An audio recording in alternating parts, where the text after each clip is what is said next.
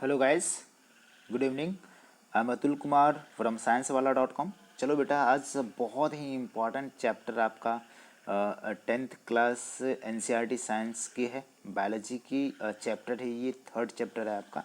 पहला चैप्टर हम लोगों ने करा लैब प्रोसेसेस। दूसरी चैप्टर हमारी थी जिसमें हम लोगों ने आपको जम की बात करी। कौन याद है ना? इसके पहले जो चैप्टर था, इसके पहले चैप्टर कौन करे हैं? याद है कि नहीं याद है? ठीक है, याद करिए। अभी जस्ट आपकी जो है ये चैप्टर ख़त्म हुई है और बहुत ही इम्पॉर्टेंट था बेटा, बहुत इम्पॉर्टेंट था। जितनी भी बात हम लोगों ने करें इसी प्रीवियस चैप्टर में, उसकी बात कर रहे हैं। अब हमको करना क्या है कि यहाँ पे how do organism reproduce, chapter 8 10th class biology की है, जिसमें हम जानेंगे कि कोई भी ऑर्गेनिज्म, कोई भी जीव रिप्रोडक्शन कैसे करता है। ठीक है ना? इसमें हम यूनिसेलुलर ऑर्गेनिज्म के कंडीशन में भी जानेंगे, मल्टी सेलुलर ऑर्गेनिज्म के कंडीशन में भी जानेंगे। इसमें सेक्सुअल रिप्रोडक्शन जानेंगे और सेक्सुअल रिप्रोडक्शन जानेंगे। ठीक है ना? मतलब कि बहुत इंपॉर्टेंट चैप्टर है। रिप्रोडक्शन क्यों होता है, कैसे होता है, किस तरीके से बच्चे पैदा होते हैं, तो सारे के सारे हम लोग यहाँ पे बात करने वाले हैं। चलिए, यहाँ जो चैप्टर है, इस चैप्टर की बहुत ही बखूबी इम्पॉर्टेंट है। बच्चे 11th में भी 12th में भी इस तरह की बात करते हैं, उनको समझ में नहीं आती है, बट आपको समझना है। यहाँ से आपको 12th की थोड़ी सी झलक दिखती होगी, थोड़ी सी झलक दिखती होगी। क्या कह रहा है कि before discuss the mechanisms by which organism reproduce, let us ask more basic questions. कुछ बेसिक क्वेश्चंस है। व्हाई डू ऑर्गेनिज्म रिप्रोड्यूस, कोई ऑर्गेनिज्म बच्चे पैदा क्यों करते हैं? तो बेटा सीधे से शब्द है कि कोई भी ऑर्गेनिज्म अपने स्पीसीज, अपने जनरेशन्स को मेंटेन करने के लिए, अपनी जनरेशन को बरकरार रखने के लिए, एक पीढ़ी से दूसरी पीढ़ी को बनाए रखने के लिए ऑर्गेनिज्म रिप्रोड्यूस करते हैं। यदि ऐसा ना करे तो उस ऑर्गेनिज्म का एग्जिस्टेंस खत्म हो जाएगा, विलुप्त हो जाएगा, यदि रिप्रोडक्शन ना करे। ठीक है, तो इसका क्वेश्चन आपका आंसर मिल गया। After all reproduction is not necessary to maintain the life of individual organism. कह रहा है कि अरे भाई, रिप्रोडक्शन कतई जरूरी नहीं है किसी भी ऑर्गेनिज्म को जिंदा रहने के लिए। बिल्कुल। इसके एग्जाम्पल मैं दूं क्या? जैसे मान लो कि हमारे इंडिया की ही नहीं, पूरे वर्ल्ड वाइड, पूरी दुनिया की बात करते हैं, तो बहुत ऐसा कपल है जिसको बच्चे नहीं होते हैं। इसका मतलब वो जिंदा नहीं रहते हैं धरती पे? एकदम बिल्कुल रहते हैं। तो ज़रूरी नहीं है कि reproduction is essential for the survival of the organism. किसी ऑर्गेनिज्म को सर्वाइव करने के लिए रिप्रोडक्शन कतई ज़रूरी नहीं है। हाँ, लेकिन जनरेशन को मेंटेन करने के लिए, वंश को मेंटेन करने के लिए ये आवश्यक है, बहुत ही एसेंशियल है। नहीं तो भैया रिप्रोडक्शन ना करोगे तो बच्चे पैदा नहीं होगा, और बच्चे पैदा नहीं हो रहा है तो आपका नेक्स्ट जनरेशन नहीं आ रहा है। इससे क्या होगा कि आपकी एग्जिस्टेंस खत्म हो जाएगा। ठीक है ना? जैसे unlike essential life process condition में बात करते हैं बेटा, तो हमारे पास क्या है? हमारे पास है यहाँ पे, आप देखो कि न्यूट्रिशन बोले तो डाइजेस्टिव सिस्टम, डाइजेशन बोले तो रेस्पिरेशन, बोले तो एक्सक्रेशन, ये सारे के सारे एसेंशियल है भैया। ये नहीं करेंगे तो ऑर्गेनिज्म तो निपट जाएगा। दूसरी तरफ यदि individual organism is going to create a more individuals, यदि बहुत सारे इंडिविजुअल्स बनाते, a lot of energy will be spend in this process. बिल्कुल, एनर्जी इसमें बहुत सारा लॉस होता है, स्पेंड होता है, खर्च होता है। So why should an individuals organism waste energy on a process? ठीक है ना? It does not need to stay alive. ठीक है।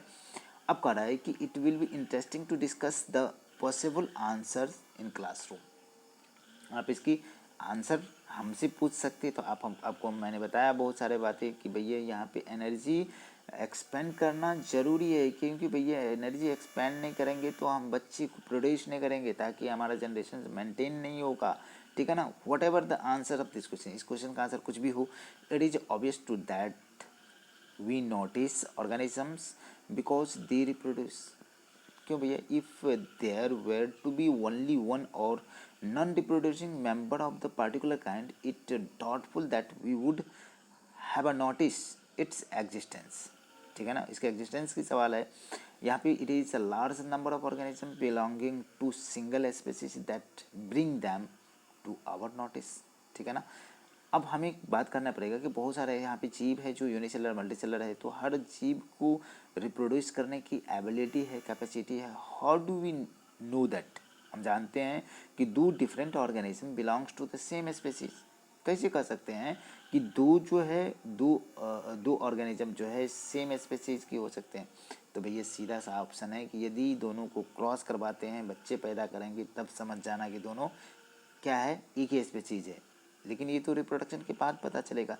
लेकिन हमको जस्ट इमेजिन, जस्ट तुरंत उसको मतलब बात करनी है, तो हम उसके मॉर्फोलॉजी को देखते हैं, उसको उसके उसके शेप साइज को देखते हैं, तब बताते हैं कि ये दोनों सेम स्पेसीज का है।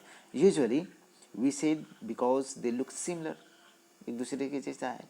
Reproduction organism created a new organism, यही बात कर रहा है कि यदि वो दोनों क्रॉस करें, हम बच्चे पैदा करें, looks very much like themselves, और क्या होता है, एक दूसरे के जैसा होता है, ठीक है। यहाँ पे हम बात करेंगे कि डू द ऑर्गेनिज्म,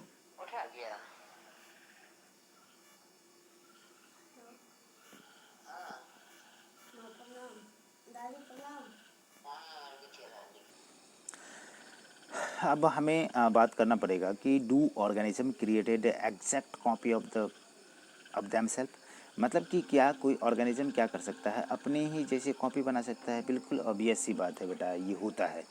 जैसे हमें बात करेंगे कि रिप्रोडक्शन दो टाइप का होता है। सिंपल क्राइटेरिया मैं देता हूँ कि रिप्रोडक्शन कितने तरह का होता है। रिप्रोडक्शन बेटा दो टाइप का होता है। क्या रिप्रोडक्शन कितने प्रकार का होता है? रिप्रोडक्शन दो टाइप का होता है। ये तो एसेक्सुअल होता है, असेक्सुअल, और दूसरा क्या होता है, सेक्सुअल होता है। बोले तो एक अलैंगिक है, ये मीन्स क्या होता है बेटा, नॉट। मैं इसका थोड़ा सा डिटेलिंग करूँगा एक जगह लेकर के। और सेक्सुअल बोले तो कहीं का मतलब लैंगिक जनन की बात करता है, इसका मतलब लिंग इन्वॉल्व है, इसका मतलब सेक्स इन्वॉल्व है। यहाँ पे सेक्स इन्वॉल्व नहीं है। ये सेक्स जब भी बात करेगा तो कहीं ना कहीं हम मेल सेक्स की बात करेंगे और कहीं ना कहीं फीमेल सेक्स की बात करेंगे। इसको रफ वर्क में मैं करूँगा। तो बिल्कुल जो असेक्सुअल रिप्रोडक्शन की बात करता है, जिसमें क्या होता है कि माँ बाप के एग्जैक्ट बॉडी पार्ट से ही क्या होता है, एक से दो बन जाते हैं, उसमें जेनेटिक पार्टिसिपेट नहीं करता है। तो इसका मतलब है कि हम गैमीट की बात नहीं करेंगे, मियोसिस की बात नहीं करेंगे, वहाँ पे क्रॉसिंग ओवर की बात नहीं करेंगे। वहाँ पे हम जो है जब मियोसिस की बात नहीं करें तो क्रॉसिंग ओवर नहीं होगा, क्रॉसिंग ओवर नहीं होगा तो समझ रहे हो ना, जेनेटिक रिकॉम्बिनेशन होगा। जेनेटिक रिकॉम्बिनेशन नहीं हो रहा है, इसका मतलब वेरिएशन नहीं हो रहा है। तो बिल्कुल एग्जैक्ट कॉपी की बात करेंगे। तो यहाँ पे आपका सवाल क्या है कि how do organism create exact copy of themselves? बिल्कुल ऐसा होता है। अब कैसे होता है कि organism look similar because of the body design similar. If the body designs are similar, तो ब्लूप्रिंट की बात करता है, उसकी जेनेटिक, उसके रॉ मटेरियल की बात करता है। Design should be similar. उसके कैसे होता है ब्लूप्रिंट? बोले तो उसका हार्ड कॉपी, सॉफ्ट कॉपी, जो भी कॉपी है उसकी पूरी की पूरी चीज़ की बात करते हैं।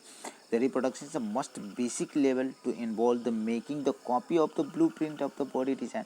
डिजाइन जो ब्लू प्रिंट है उसकी बेसिक इंफ्रास्ट्रक्चर की बात करते हैं, बिल्कुल उसका बॉडी डिजाइन की बात करते हैं। बिल्कुल सिमिलर। क्लास 9th में आपने पढ़ा है बेटा, वी लर्न द क्रोमोजोम जो है कहाँ पे होता है, न्यूक्लियस के अंदर होता है सेल का, जो क्या करता है, जनरल जो बेसिक इन्फॉर्मेशन रखता है, जो इनहेरिटेंस के लिए होता है, features from parents to the next generation to form DNA of form of DNA. DNA के फॉर्म में होता है। डीएनए का फुल फॉर्म क्या है? डीएनए जेनेटिक मटेरियल है, न्यूक्लिक एसिड है जो न्यूक्लियस के अंदर होता है। Deoxyribonucleic acid, DNA का फुल फॉर्म क्या होता है? Deoxyribonucleic acid molecules. The DNA in cell nucleus is the information source to making the protein. और डीएनए का काम क्या है बेटा? बिल्कुल यहाँ पे मैं थोड़ा सा स्पेस लेता हूँ आपको समझाने के लिए, यहाँ पे स्पेस लेता हूँ। देखो आ जाओ, बेसिक लेवल पे आ जाओ आप। मैंने क्या कहा कि एक प्रोसेस है बेटा कि हमारे पास क्या है, डीएनए है, और डीएनए से जो डीएनए बनेगा इसको बोलते हैं बेटा रेप्लिकेशन। और डीएनए से क्या बनता है जी? आरएनए बनता है, उसको बोलते हैं बेटा ट्रांसक्रिप्शन। और आरएनए से क्या होता है? प्रोटीन बनता है। आरएनए से क्या बनता है? प्रोटीन बनता है, तो उसको बोलते हैं ट्रांसलेशन। तो ये प्रोसेस होता है, ये यूनिडायरेक्शनल फ्लो ऑफ इंफॉर्मेशन है, that is not a central dogma. तो जो प्रोटीन बनेगा ना, तो कहीं ना कहीं एक ही दिशा में आपका इंफॉर्मेशन पास हो रहा है। तो हमारे बॉडी में यदि कोई प्रोटीन बन रहा है तब हमें पता चलता है कि भाई ये क्या हो रहा है, हमारे बॉडी में कोई परिवर्तन हो रहा है, बदलाव हो रहा है। तो ये बदलाव का नतीजा क्या होगा कि हमें हमें एक इन्फॉर्मेशन मिल रहा है, एक इन्फॉर्मेशन मिल रहा है कि आपके शरीर में ये चीज़ें का बदलाव हो रहा है। तो इसका मतलब ये प्रोटीन बना। कुछ प्रोटीन उसका उसका उसका इसका नेचर यदि चेंज हो जाए, इसका नेचर यदि चेंज हो जाए तो ये प्रोटीन का नेचर ऑब्वियस सी बातें हैं चेंज हो जाएगा। तो दूसरा पार्ट का फॉर्म, क्योंकि प्रोटीन को आप क्या बोलते हैं बेटा, building block of our body. Protein को क्या बोलते हो, building block of our body. Build करने के लिए चाहिए, तो हमें बिल्कुल समझ में आनी चाहिए कि हमने बात क्या करी। कि यहाँ पे हम बात करते हैं, इस प्रकार से हम बात करेंगे डिज़ाइन। तो most of the basic level पे बात करते हैं, ये सारे के सारे हो गए। तो सेल कंटेन इन्फॉर्मेशन, जो डीएनए की बात करते हैं, इन्फॉर्मेशन रखा, ये बनाया क्या, प्रोटीन को बनाया। If the information is change, यदि इन्फॉर्मेशन आपका चेंज है, मतलब रॉ मटेरियल जो डीएनए है, ये इसमें कुछ जेनेटिक चीज़ें चेंज है, कुछ केमिकल चेंज है, कुछ मॉलिक्यूल्स चेंज है, तो इसका मतलब डिफरेंट प्रोटीन बनेगा। और ये डिफरेंट प्रोटीन जो है which leads to the alter the body design. Design बदल देगा ना भाई। अब आप उसका बॉडी का डिज़ाइन बदल जाएगा, कुछ अलग चीज़ें बना देगा। इसलिए देयरफॉर कहा कि basic event of reproduction creation of the DNA, DNA की कॉपी करेगा। तो cell use a chemical reaction to build copy of their DNA, that is replication. DNA से डीएनए बनेगा। This create a two copy of DNA in a reproducing cell. Reproduction cell में दो copy बन गया। And they will needs to be separated from each other, एक दूसरे से अलग होता है जब सेल डिवीजन होगा। Keeping one copy of DNA in the original cell and the pushing them pushing the other one out would not working. दूसरी क्या कर रहा है, वर्किंग मोड में नहीं है। लेकिन हम लोग जानते हैं कि दोनों के दोनों कहीं ना कहीं कॉपी बना, एक से दूसरे के पास गया। Because the copy push out would not, ठीक है ना, have any organised cellular structure maintaining the lab processes. Cellular organisation lab process के लिए रिस्पॉन्सिबल है। कोई पर्टिकुलर पार्ट है तो कोई पर्टिकुलर पार्ट, जैसे मान लो सेल है तो सेल से टिश्यू बना, टिश्यू से ऑर्गन बनेंगे, ऑर्गन से ऑर्गन सिस्टम बनेंगे। तो इस तरह से आपका कोई ना कोई पर्टिकुलर ऑर्गन होगा पर्टिकुलर फंक्शन के लिए। इसलिए बात कर रहा है कि DNA copy is accompanied by the creation of the additional cellular apparatus। कुछ एडिशनल औजार बनाएंगे and then the DNA copy separate हो जाएगा, each with its own DNA cellular apparatus effectively, and cell divide to gives rise to the two new cells, two daughter cells. Two cells are the of course similar, but they likely to be absolutely identical. They likely to be absolutely identical. जब mitosis हो रही है तो answer these questions will happen depend on the how accurately copying reactions involve occurs. No biochemical reactions is क्या है, absolutely reliable. कोई भी ऐसा बायोकेमिकल रिएक्शन नहीं है जो टोटली 100% सही है। Therefore it is only to be expected that the process of copying a DNA will have some variations। कुछ ना कुछ चेंजिंग होगा ना भाई उस टाइम पे। As a result the DNA copy generated will be similar but not be identical to the original. Original के एक जैसा नहीं होता है। सो अब क्या करेंगे, some of this variations might be the drastic that the new DNA copy can't work with the cellular apparatus in inherit, उसमें इनहेरिट करके नहीं भी जा सकता है। ये बातें हमें कहना है। अब क्या कंडीशन है, such new born cell will be simply die. Such a new born cell will simply die. हो सकता है कुछ में वो फंक्शनिंग नहीं करता हो, तो कुछ ना कुछ अपरेटस में चेंज हुए जिसकी वजह से उसमें पर्टिकुलर फंक्शन नहीं हो सकता है कि वो सेल डेड कर जाए। On the other hand, there could still be many other variations in DNA copy that would not lead to such a drastic outcome। ठीक है ना, survival cells are similar to but करेंगे abruptly different from each other. Survival cells जो है हो सकता है similar हो लेकिन कुछ ना कुछ चेंज हो suddenly. The inbuilt tendency for variations during the reproductions is the basis of evolution and as we discuss the next chapter। आप आगे चलोगे तो अगला चैप्टर आपका जेनेटिक्स का है, तो वहाँ पे इनहेरिटेंस एंड वेरिएशंस की बात करेंगे। तो आपसे इम्पोर्टेंस पूछा जा रहा है इसमें कि इसका इम्पोर्टेंस क्या है बेटा, यहाँ पे बात करेंगे। तो हम चलो यहाँ वेरिएशन की बात करते हैं। वेरिएशन मतलब होता है बदलाव। ये बदलाव आते कब हैं? तो कुछ ना कुछ जेनेटिक मटेरियल में कुछ ना कुछ क्या होता है, रिफॉर्मेशंस होता है, मैनिपुलेशंस होता है, अल्टरेशन होता है, जिसकी वजह से केमिकल नेचर जो डीएनए का बदल जाएगा। तो इसका मतलब है कि उसका जेनेटिक रिकम्बिनेशन बदल गया। तो इसका मतलब है कि डीएनए बदल गई। डीएनए बदल गई तो भैया हम बात करते हैं कि जीन चेंज हो गया। जीन चेंज हो गया तो उसकी जेनेटिक कंस्टिट्यूशन बदल गए, तो हो सकता है उसमें बदलाव आ गया। Population of organism will define the places. Place कहने का, निच कहने का मतलब होता है उस जगह। जो कहा जाता है कि निच स्पेशल टर्म है बेटा इकोलॉजी का। निच का मतलब होता है जो professional habitat of a organism is known as क्या, निच। जो पर्टिकुलर प्रोफेशनल एरिया, जैसे मैं टीचर हूँ तो मेरी एक क्लासेस है, उस क्लास में मैं पढ़ाने जाता हूँ तो वो मेरा प्रोफेशनल एड्रेस है। लेकिन एक रेसिडेंशियल अलग है। तो जो जहाँ पढ़ाते हो वहाँ पे आपका जो एड्रेस है वहाँ पर्टिकुलर एक टीचर के रूप में, लेकिन जहाँ एक सोसाइटी में रहते तो सोसाइटी में अलग आपकी जान पहचान है, अलग लोग हैं, भाई भतीजे सब हैं, तो उसका एक अलग जगह होता है। तो इन इकोसिस्टम के कंडीशन में कह रहा है कि using their ability to reproduce, constancy of the DNA copying during the reproduction is important for maintaining the body designs features that allow the organism use the particular niche.